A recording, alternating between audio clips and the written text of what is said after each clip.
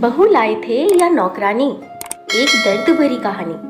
पूरे 4 साल बाद हेमंत कनाडा से लौटा था। कनाडा में एक ब्यूटी प्रोडक्ट्स बनाने वाली कंपनी के लिए हेमंत काम करता था। हेमंत अपने देश, अपने घर लौटकर काफी खुश था। एयरपोर्ट पर उतरते ही हेमंत की नजरें अपने परिवार वालों को खोजने लगी। जल्दी ही उसे अपने माँ बाप, भाई भाभी, बड़ी बहन और खुद की 3 साल की बच्ची भी एयरपोर्ट पर खड़े नजर आई। लेकिन उसकी नजरें शोभा को खोज रही थी। वो सोचने लगा था, ये शोभा मुझे मिलने आई नहीं, क्यों नहीं, और ऊपर से उसने हमारी छोटी सी बच्ची को भी यहाँ भेज दिया।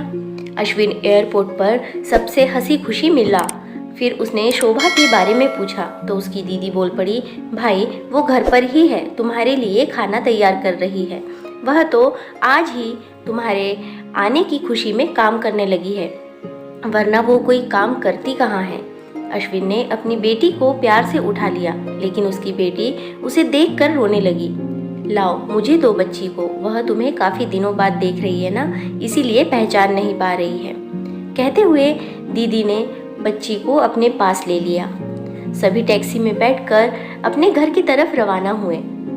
अश्विन अपने परिवार से मिलकर खुश था, लेकिन ये बात कि शोभा उसे एयरपोर्ट पर मिलने नहीं आई उसे काफ़ी परेशान कर रही थी। वो सोचने लगा, क्या खाना बनाना इतना ज़्यादा ज़रूरी था मुझसे मिलने से भी ज़्यादा, और वो भी तब जब मैं 4 साल बाद वापस आया हूँ। इन्हीं ख्यालों में घर तक का आधा रास्ता बीत गया। अब उसकी बच्ची उसे देखकर रो नहीं रही थी, इसीलिए अश्विन उसके साथ खेलने लगा। बाकी का आधा रास्ता भी खत्म हुआ और सब घर पहुंच गए। गाड़ी की आवाज सुन शोभा बालकनी में आकर खड़ी हो गई और अश्विन की तरफ देखने लगी। अश्विन भी जैसे ही गाड़ी से उतरा, उसने पहले दरवाजे की तरफ और बाद में बालकनी की तरफ नजरें घुमाई, जैसे वह शोभा को ही देखना चाहता हो। अश्विन से नजरें मिलते ही शोभा के चेहरे पर मुस्कान आ गई और अश्विन भी उसे देखकर हल्के से मुस्कुरा दिया। सभी घर के अंदर गए। शोभा सबके लिए पानी लेकर आई और सभी को पानी देने के बाद फिर से किचन में चली गई चाय बनाने के लिए। थोड़ी देर तक सभी परिवार वालों से बातें करने के बाद अश्विन शोभा को बुलाने लगा।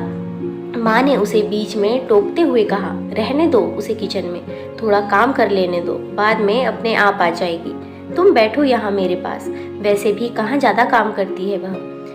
अश्विन यही बात दूसरी बार शोभा के बारे में सुन रहा था। अब उसने सोचा कि मेरे परिवार वाले मुझसे झूठ थोड़ी बोलेंगे, हर दिन नहीं होता होगा उसको इतना काम, आज थोड़ा सा है, करने देते हैं, मैं बाद में उससे बात कर लूँगा।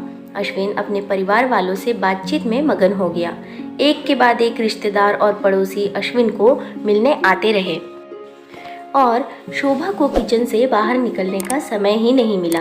सभी के लिए चाय बनाना, नाश्ता बनाना, यही करते करते शाम हो गई। शाम होते ही अकेली शोभा इस बड़े से परिवार का खाना बनाने में जुट गई। 2 घंटे बाद सभी परिवार वाले खाना खाने के लिए डाइनिंग टेबल पर बैठे थे, सिवा शोभा के। अश्विन चाहता था कि शोभा भी उसके साथ बैठकर खाना खाए, लेकिन फिर माँ ने कहा, अगर वह भी खाना खाने बैठ जाएगी तो सबको परोसेगा कौन। सभी के खाना खाने के बाद शोभा ने अकेले खाना खाया। रात को सोने के वक्त अश्विन और शोभा अच्छे से मिल पाए।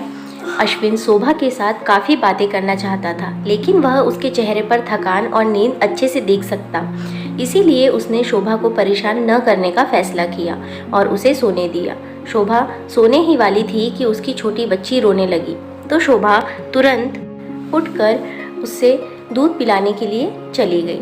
अश्विन कब सो गया उसे पता ही नहीं चला। जब सुबह बच्ची की रोने की आवाज़ आने लगी तो अश्विन उठा और शोभा को पुकारने लगा। जब शोभा पास नहीं दिखी तो उसने बच्ची को चुप कराया और फिर से सुला दिया। अश्विन बाद में शोभा को देखने लगा तो शोभा उसे फिर से किचन में मिली, जो सुबह सुबह ही जल्दी उठकर घर वालों के चाय नाश्ते की तैयारी में लग गई थी। अब अश्विन सोचने लगा, माँ और दीदी तो कहती थी कि शोभा ज़्यादा काम नहीं करती, लेकिन जो मैं देख रहा हूँ वो तो कुछ और ही है। अश्विन अब सब समझ गया था, पर वो अपनी माँ को ऐसा नहीं बोल सकता था कि शोभा से ज़्यादा काम न कराया करो, इसलिए अब उसने खुद ही शोभा की मदद करना शुरू कर दिया। अश्विन के हाथ बटाने से शोभा को थोड़ा अच्छा लगने लगता है।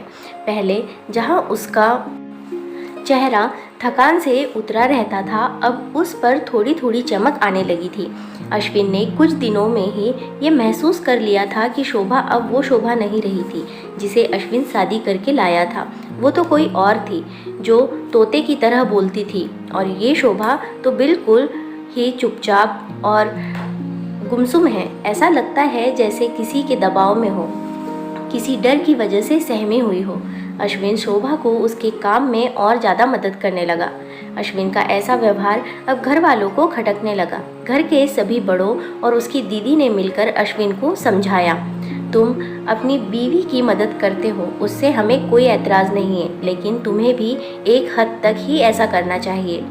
जब तक कोई तुम्हें ऐसा करता न देख रहा हो तब तक सब ठीक है, लेकिन जब कोई तुम्हें बीवी के होते हुए बर्तन धोते देखे तो वो अच्छा थोड़े ही लगता है। और सोचो, आगे चलकर शोभा को तुम्हारे हेल्प की आदत पड़ गई तो तुम्हारा अपना काम में ध्यान लगाना मुश्किल हो जाएगा। अश्विन हमेशा से ही अपने परिवार वालों की बात मानता आया था। जिस तरह से सबने अश्विन को समझाया था, अश्विन भी उनकी बातों में आ गया। अब अश्विन शोभा की मदद करने से कतराता था। कभी कभार वह बच्ची के लिए दूध गर्म कर लिया करता, उससे ज़्यादा कुछ नहीं। घर वालों ने अश्विन को विदेश जाने से मना कर दिया और कहा कि यहीं पर कुछ काम कर लो। अश्विन ने अब घर से ही ब्यूटी प्रोडक्ट ऑनलाइन बेचना शुरू कर दिए। उसका परिवार भी बढ़ गया। अब उसे 2 बेटियां और 1 बेटा था। दोनों बेटियां स्कूल जाने लगी थी, लेकिन बेटा अभी भी छोटा था। जितना अश्विन कमाता था उतना सबके लिए काफ़ी न था। काफ़ी सोच विचार करने के बाद अश्विन ने यह फैसला किया कि अब वह शोभा के साथ शहर में जाकर रहेगा, जहां पर शोभा भी काम कर पाएगी और वह घर से ही अपने ब्यूटी प्रोडक्ट्स बेचना शुरू रखेगा। इस तरह से वे अपने पैसों की तंगी को पूरा करेंगे। परिवार वालों ने भी अश्विन को इजाज़त दे दी। अश्विन चाहता था कि माँ भी उसके साथ रहे, लेकिन माँ को शहर में आना मंजूर न था। माँ बड़े भाई के साथ रहने लगी।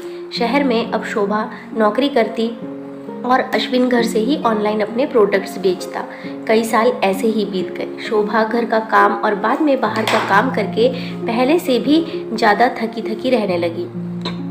परिवार वालों की अश्विन के दिमाग में डाली बातें अभी भी उस पर असर करती थी। वह यहाँ पर भी शोभा का हाथ न बटाया करता। अश्विन अब दिन रात अपने प्रोडक्ट्स बेचने में ही मशरूफ़ रहता।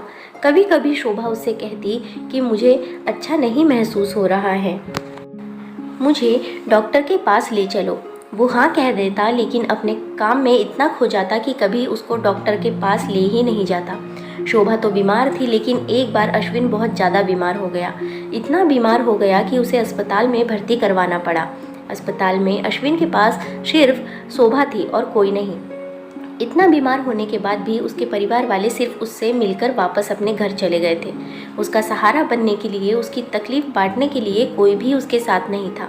बिस्तर पर पड़े और शारीरिक तकलीफ़ से गुजर रहे अश्विन को अपनों का ऐसा व्यवहार बहुत तकलीफ़ दे रहा था।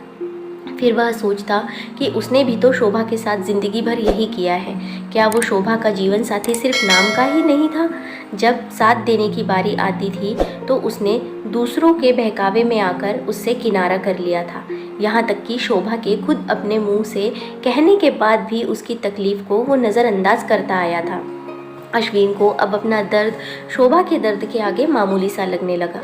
उसने दर्द को ना बांटकर उसने बहुत बड़ा गुनाह किया हो, ऐसा उसे लगने लगा। पश्चाताप के आंसू अश्विन की आंखों से बहने लगे।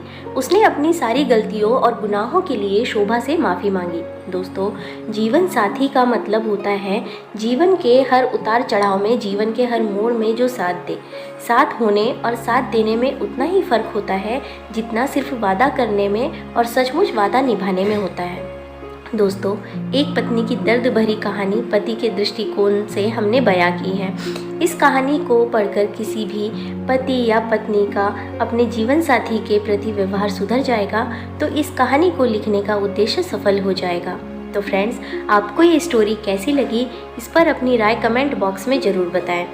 वीडियो को लाइक शेयर ज़रूर करें, क्योंकि आपके लिए मैं ऐसी ही अच्छी अच्छी कहानियाँ और सुविचार लेकर आते रहती हूँ। और चैनल सब्सक्राइब करके बेल आइकन दबाना बिल्कुल ना भूलें, जिससे आने वाली हर लेटेस्ट वीडियो की नोटिफिकेशन आप तक सबसे पहले पहुंचे। धन्यवाद।